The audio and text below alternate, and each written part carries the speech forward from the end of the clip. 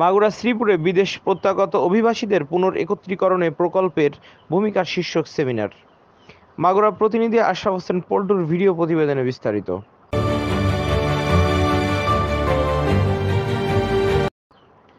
প্রত্যাগত অভিবাসী ফিরে এলেও পাশে আছি, এই প্রতিপাদ্যকে নিয়ে মাগুরা শ্রীপুর উপজেলা প্রশাসন ও ওয়েলফেয়ার সেন্টার যশোরের আয়োজনে বৃহস্পতিবার বিকালে উপজেলা পরিষদ মিলনায়তনে বিদেশ প্রত্যাগত অভিবাসীদের পুনর্একত্রীকরণে প্রকল্পের ভূমিকা শীর্ষক এক সেমিনার অনুষ্ঠিত হয়েছে।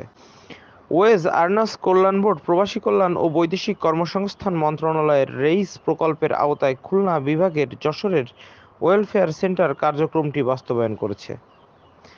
ওয়েজ আর্নার্স কল্যাণ বোর্ড, প্রবাসী কল্যাণ ও বৈদেশিক কর্মসংস্থান মন্ত্রণালয়ের রেইস প্রকল্পের প্রকল্প পরিচালক যুগ্ম সচিব সৌরেন্দ্রনাথ সাহা অনুষ্ঠানে প্রধান অতিথি হিসাবে উপস্থিত ছিলেন।